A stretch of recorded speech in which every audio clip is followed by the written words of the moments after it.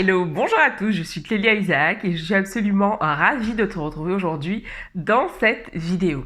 Alors aujourd'hui, ce dont j'ai envie de te parler en fait, c'est d'un échange que j'ai eu aujourd'hui avec quelqu'un qui m'a écrit au sujet d'une vidéo que j'ai postée dont le titre est Je suis noire et je suis fière.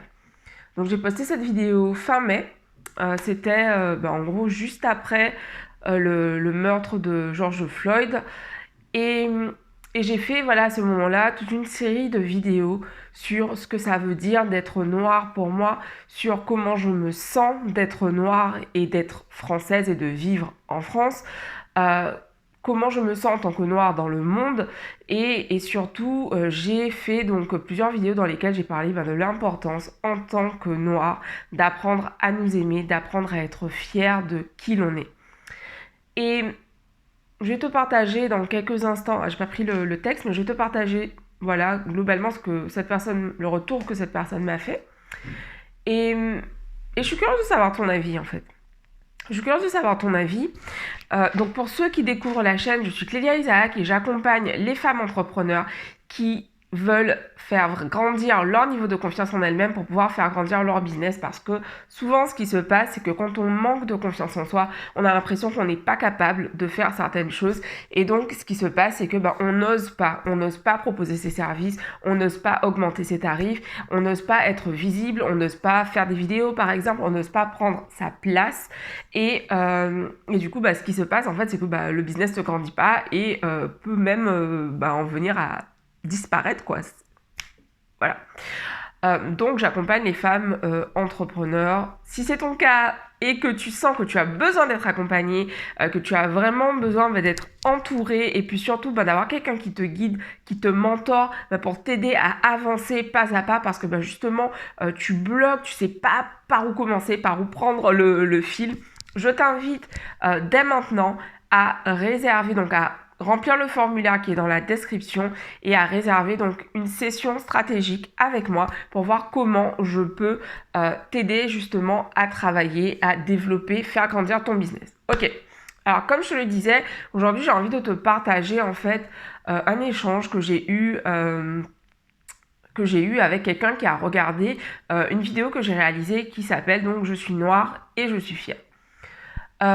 J'ai pas réécouté cette vidéo, mais me connaissant, j'imagine que dans cette vidéo, je parlais de pourquoi il est important en tant que personne noire de nous aimer encore plus, de nous faire confiance encore plus, parce que justement tout part de là en fait.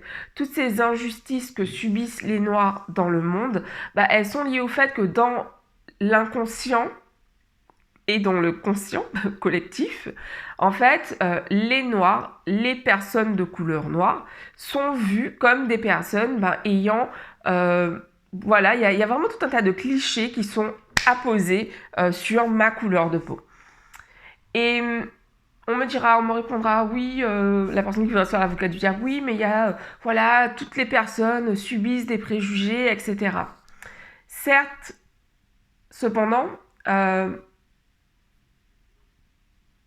depuis ma jeunesse, l'homme noir, la femme noire, je parle de l'homme noir avec un grand H, tiens, la femme noire avec un grand F, les mecs vous êtes inclus dedans,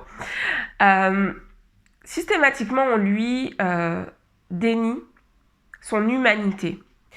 Ça veut dire que concrètement, quand on va parler d'une femme, d'un homme noir, très rapidement, en fait, on va... les mêmes sentiments, les mêmes émotions qu'une personne d'une autre couleur de peau serait autorisée à ressentir. Quand il s'agit d'une personne noire, tout de suite, faut pas exagérer, tu es trop susceptible, etc., etc. Donc j'expliquais tout ça dans cette série de vidéos que je t'invite à voir si c'est un sujet qui t'intéresse. Et cette personne, en fait, elle m'a écrit en me disant... Oui, je suis interpellée en voyant déjà le titre de la vidéo, parce que pourquoi vous, en tant que femme noire, vous avez le droit de dire « je suis noire et je suis fière », alors que moi, en tant que femme blanche, je n'ai pas le droit de dire « je suis blanche et je suis fière ». Alors pour moi, chacun a le droit de dire ce qu'il veut. Cependant, je remarque que souvent, quand des personnes blanches mettent en avant leur fierté d'être blanc, ce sont souvent en fait des personnes qui font partie de mouvements extrémistes. Parce que justement, très souvent, on voit la même chose, par exemple avec le mouvement Black Lives Matter, ce qui se passe, c'est que par opposition, les white suprémacistes, donc les suprémacistes blancs aux États-Unis, ont créé le mouvement All Lives Matter. Et ce qui se passe, c'est que les gens qui ne prennent pas le temps de s'informer, qui ne font pas l'effort de s'informer, en fait, utilisent ce hashtag All Lives Matter. Et du coup, ce qui se passe, c'est que, en fait, ça déboulonne. Le but de ce mouvement là-bas, c'est de déboulonner le mouvement Black Lives Matter. Mais c'est quoi en fait ce mouvement Black Lives Matter ? Enfin, c'est important quand même de remettre les choses dans leur contexte.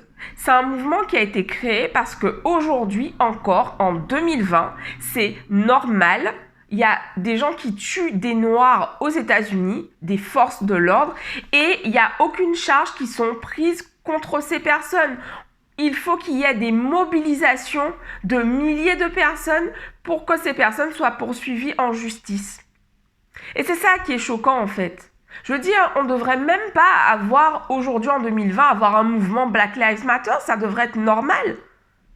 Mais pour autant, aujourd'hui, on est obligé de dire, ben oui, moi en tant que femme noire, en tant qu'homme noir, j'ai les mêmes droits que toi, putain, parce que je suis un être humain comme toi en fait. C'est ça qu'on dit.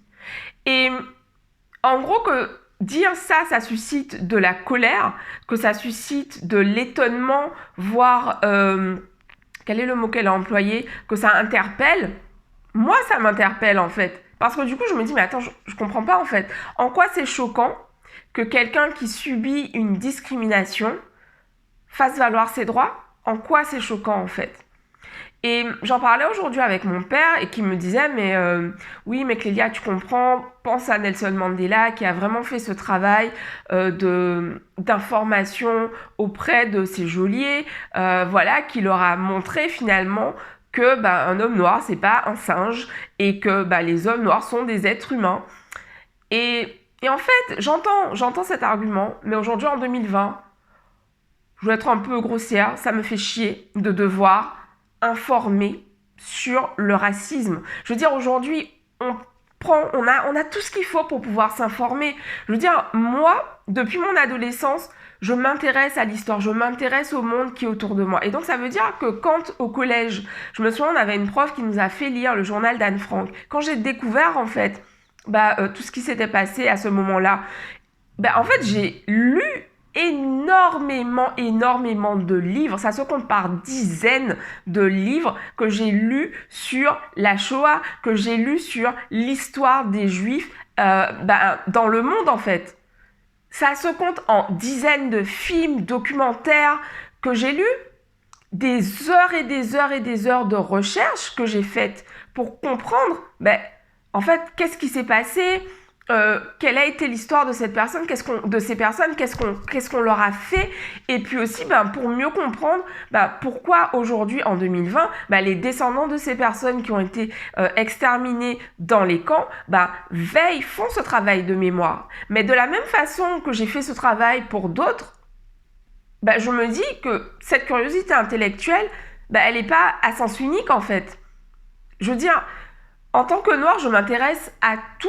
Je m'intéresse à tout le monde. Quand un sujet m'intéresse, quand j'ai envie de comprendre, je ne prends pas juste mon clavier pour écrire à quelqu'un et lui dire « Ok, pourquoi t'as dit ça? Ça m'a offensé. » J'essaie déjà dans un premier temps de comprendre en fait.